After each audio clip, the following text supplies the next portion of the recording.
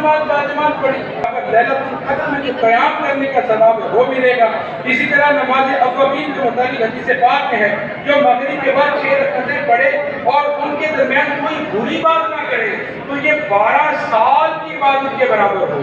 توبہ پڑھنے کی بھی توفیق نصیب ہوتی ہے، تہجد پڑھنے کی بھی سعادت مل جاتی ہے۔ حدیث پاک میں رات کو ضرور قیام کیا کرو، یعنی نماز پڑھا کرو کہ یہ تم سے پہلے نیک لوگوں کا طریقہ اور رب کا قرب پانے والے اور رات کو قیام کرنے والے پچھلے گناہوں کو مٹانے اور آئندہ گناہوں سے بچنے کا بہترین ذریعہ ہے۔ اسی طرح اشارہ جات کے نوافل پڑھنے سے متعلق حدیث میں ہے کہ اس کی برکت سے بندے کے گناہ بخش دیے جاتے ہیں اگرچہ سمندر کی جھاگ کے برابر۔ حضرت عبداللہ ابن مسعود رضی اللہ عنہ فرماتے ہیں کہ بندہ قبر میں جائے گا اور عذاب کے فرشتے اس کے قدموں کی جانب سے آئیں گے تو اس کے قدم کہیں گے تمہارے لیے کوئی راستہ نہیں، کیونکہ یہ رات میں سنن پڑھا کرتا تھا۔ پھر وہ فرشتے اس کے پیٹ کی طرف آئیں گے تو وہ کہے گا تمہارے لیے میری جانب سے کوئی راستہ نہیں، کیونکہ اس نے میرے اندر سنن کو یاد کر رکھا تھا۔ پھر وہ اس کے سر کی طرف سے آئیں گے تو سر کہے گا تمہارے لیے میری طرف سے کوئی راستہ نہیں، اس لیے کہ یہ رات میں سورہ ملک مجھ سے ہی پڑھا کرتا تھا۔ سبحان اللہ۔ اور سنی جاتی ہے سبحان اللہ نعت مصطفیٰ کی تو کیا ہی بات ہے۔ پیارے آقا محمد مصطفیٰ صلی اللہ علیہ وسلم کے اوصاف و فضائل ذکر کرنا اللہ پاک کی سنت، نبی اور رسول و فرشتوں کی بھی سنت۔ اس کی برکت سے ایمان تازہ ہوتا، دل میں عشق رسول بڑھتا، دین و دنیا کی بے شمار بھلائیاں نصیب ہوتی ہے۔ خدا کا ذکر کرے اور ذکر مصطفیٰ نہ کرے، ہمارے منہ میں ہو ایسی زبان خدا نہ کرے۔ حدیث پاک میں جو بندہ علم کی جستجو میں جوتے موزے کپڑے پہنتا ہے جو اپنے گھر کی چوکھٹ سے نکلتے ہی اللہ پاک اس کے گناہ معاف فرما دیتا ہے۔ سبحان اللہ۔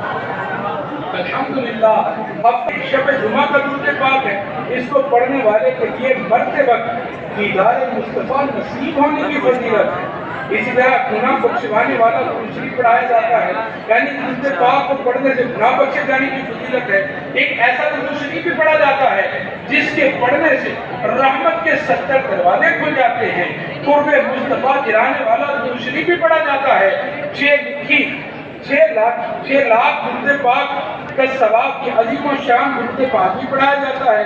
درود شفاعت بھی پڑھا جاتا ہے جس کو پڑھنے والے کے لیے شفاعت واجب ہو جانے کی خوشخبری دی گئی ہے۔ اسی طرح حدیث پاک بیان کی گئی 2 دعائیں بھی ہفتہ وار اجتماع میں پڑھائی جاتی ہیں۔ ایک دعا ایسی ہے جو بندہ دعا پڑھ لے تو حدیث پاک کے مطابق 70 فرشتے 1000 دن تک اس کے لیے نیکیاں لکھتے رہتے ہیں۔ شب قدر کی دعا بھی پڑھائی جاتی ہے، یعنی اس دعا کے متعلق حدیث پاک نے فرمایا جو بندہ یہ 3 مرتبہ دعا پڑھے اس نے گویا شب قدر حاصل کر دی۔ اجتماع کے خصوصی سلسلہ ذکر اللہ بھی ہے۔